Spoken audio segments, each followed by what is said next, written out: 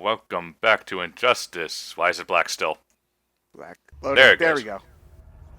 Huh. Load time. Why was it black?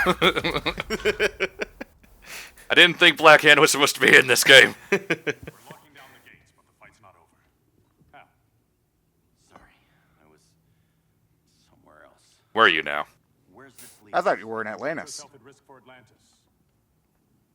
Maybe You think you're funny, do you, Hal? So, you're in? Oh, it's nice to see some semblance of character progression in Injustice Aquaman, even if it's from being a lily-livered dick to being a slightly honorable dick. Hi, Atrocitus for no reason. Oh, so he And used. Dexstar. So he used the red Green Lantern, and now Atrocitus is mad. Red Lantern? Or something, yeah. Citizen Dexstar. Agents of Vengeance. Powered by rage. Vengeance? I'll have That's my shtick, so it comes in Batman. Good luck. So, what are these two here for? No reason. Why does he have a cat with him? Because it's his cat, Dexstar. He is a good kitty. Is this a Silver Age villain? No. So why does he have a cat? Because he's a cat. What's wrong with having a cat? Cats are only good for two things in this context: making someone seem humorous or making them seem relatable. And this is not a character that I expect to relate to. Sounds like someone just needs a vengeance cat. Let me guess, in terms of gameplay mechanics, this asshole is going to be the Doomsday. So they want him to become a Red Lantern, I guess? Please stop puking on me. Kind of, yeah, actually. Should it even count if it's drug-induced? No, he's still very, very angry.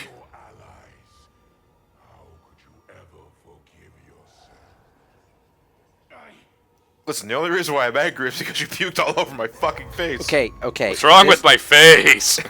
Okay, this is the equivalent of trying to make someone into a Yellow Lantern by spiking them with Scarecrow's gas. They remembered the oath exists. Everything likes to forget the oath exists.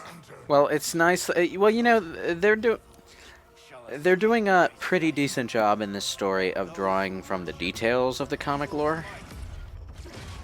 Like the plot doesn't necessarily make sense, and sometimes the characterization is weak. But there's a lot in here that DC fans can just appreciate.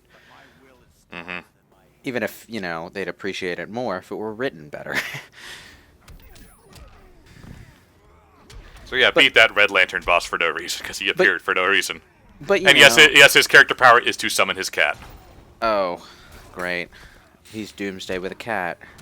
He is good kitty. Wonderful. The cat can use anger powers. Yep. It's a very angry cat. I just drew that logical connection in my mind just now, and okay, yeah, I can't take this guy seriously anymore. I'm sorry. They Come on. couldn't think of another fight to have for Hal, so they threw him in here. That's basically it. Well, they already used up Yellow Lantern last time. They wanted to have something different this time. Well, who says he couldn't just bring Sinestro back? He brought Joker back for no reason. Well, yeah, but they already used their hallucination card on Joker. And to be fair, Yellow Lantern wasn't all that different gameplay-wise from Green Lantern, so... Wasn't Yellow Lantern just a palette swap of Green Lantern? No.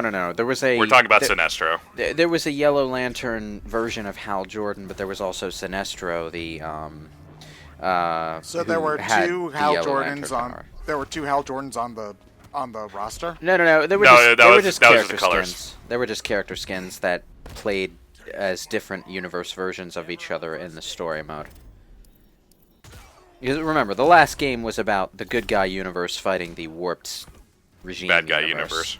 The Justice Lords. Yeah. Yeah. Wait, stop time for a second there, How? Why do you keep on getting Batmans as rewards? For as much crap as I give this story for being underwritten and underdeveloped in places and having a bit of a clunky sequence of events at times, I do appreciate it having an overall enjoyable to experience story mode that keeps the fights coming. Well, yeah, It's- the Mortal Kombat story mode is probably, like, plot aside, is the best progression of fights to that I've seen in a fighting game story mode, like, ever. Like, you've got a decent amount of fights per character, per chapter. There's not too much cutscene, but there's not too little cutscene that you don't know what's going on. It's Yeah. just, if you're having, like, a real story mode, it's far better than pretty much anything else I've seen out of the genre. But so far, it seems like only NetherRealms actually gets how to do it right, because other Basically, fighting yeah. games have been trying to do a similar thing and screwing it up horribly. Like, I don't even know what Capcom was doing with the Street Fighter V story mode. That is the dullest thing I've ever experienced in a Dude, fighting game. You have not seen Tekken 7's story mode. It is awful. Well, no, I haven't. It's And, awful. I haven't. and at this point, who the hell knows what Marvel vs. Capcom Infinite's even going to try to do? Yeah. If at all. I Yeah. doubt If it's going to anything. try a story mode. It's like in Marvel vs. Capcom, the story is ridiculous by concept. There's like there's nothing that you can really do to make that work. Yeah, it's So- like it's literally going to be Ultron and Sigma do the fusion dance. I don't think that they're gonna have anything other than that just be the arcade mode final boss. And even then, with the cast so expansive, you run the risk of essentially what amounted to the Mega Man Sonic Worlds Collide. Where everyone gets No, on Worlds- screen for the- 2 seconds. Yeah, I'm sorry, not Worlds Collide, the Worlds Unite, the sequel to that storyline, where it was pretty much character shows up, does something cool, the comic, with no actual story. Yeah, that already like this game, for example, is already cracking under the pressure of we want to have as many characters be in at least as many fights as possible, but there's no real reason for anybody to be here, so we're gonna pull Yeah. stuff out of our ass issue. Like Marvel vs. Capcom's probably gonna have at least 30% more characters, Yeah. and you run a much bigger risk with that one. And to be fair, part of the reason for this particular narrative weakness is because that they're using pre-existing characters from a pre-existing property, and they're trying to write a story around that. And there's only so much you can do to make that work. Whereas in Mortal Kombat 10, for example, they could just characterize the characters however the fuck they wanted because they were their characters, and a lot of them were entirely new, made for that game. You know? And, like, I'm not saying Mortal Kombat 10 had the best story in the world, because it didn't. Like, what the fuck was the whole green power thing suddenly coming out as some chosen one power? But, the plot and the sequence of events could make more sense, because they could just write whatever they wanted to justify a fight happening. Whereas you can't necessarily do that with these characters, because these characters bring with them, the Baggage. yeah, like the player may very well know who this specific character is and would recognize when they're doing something that they wouldn't have done. Not that I could say the same for myself in this case, because who the fuck is this guy with the blue suit, the beetle Blue thing? Beetle. Yeah, I know, but who is he? What where did he come from? It Well, is. Firestorm here, I think, was added to the game just because of the Legends of Tomorrow series that's running right. on Netflix at the moment. Is Firestorm? He was in Flash first, and then Yeah. Wait, became a part yeah. of the Legends of Tomorrow team. Wait, Firestorm is 2 people? Yeah. Yeah, Yes. Firestorm is, well, I only know Firestorm because I used to have some of the comics. Firestorm's got this other person inside him that's some sort of spirit or demon or whatever, I don't know. It's nuclear power. He's a nuclear superhero. He's got fire out of his face. His Jiminy head, Jilliker, rather. radioactive man. Basically, he has the fire. He has a fire-like version of what Superman was for a little while, where he sort of turned into an energy being in a containment suit of some kind. And as far as Blue Beetle is concerned, it is a alien kind of scarab war suit thing that grafted onto whoever is Blue Beetle at the time. Basically, Alien Iron Man. Kind of. I mean, in a way. I mean, I know it's way more than that. On a very basic level, yes. Yeah, on a very basic level, just to get you up to snuff, that's essentially what it is. But it's more complicated than that. Uh-oh, Superman's got his powers back. kinda. Not really. No, he's still under the red sun. the red sun. The Red Sun. Yeah, but- but he was growing red in his eyes. That means he's got powers. Well, that's just the red light reflecting. This isn't a Magneto moment where he slightly sort of moves the chess piece. No, he's just looking There's sinister too much because they iron thought in it your looked blood. cool when they directed the scene. Is that supposed to be Damian Wayne in there? Yeah. Yeah, it's Damien. Am I dreaming? Gotta say, man, with the few facial differences, you can confuse easily Damien with Bruce and Clark. It's almost I think that's kind of the point. it's almost like he's his son, dude. No, but it's like, but Clark too. What is Clark Batman's son? They kind of. In some warp timeline, maybe. There's a slightly too noticeable lack of facial variation between certain characters where it doesn't make sense for there to be a lack of variation. Presumably because they used several different faces as base models for other faces to save on time and money making these faces. Because let's be frank here, making realistic faces and then making them all look diverse and that's Humans only have so many faces. yeah, but that's a hefty task for an animator, and when video games want to do that, they usually scan celebrity faces. But that comes with its own problems for budget and all of that. And basically, like, the characters who have really unique faces are going to be characters like Black Adam, who have really, who have faces that are really geared to a particular kind of expression. Like, Black Adam's face is in, constant I hate you mode. Well, that's Black Adam in general, so. Isn't Black Adam like? Shouldn't he kick Firestorm's ass? From what little I know about him. Firestorm is, from what I remember, is a powerful superhero. Yes, he is. It's more a matter of. It depends on what you're trying to do with Black Adam. Yeah, because 'Cause I Black thought he was Adam- because basically Black Shazam, Adam- who was basically Superman.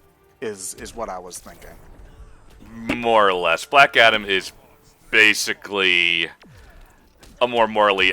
He's basically DC's ultimate anti-hero in a sense.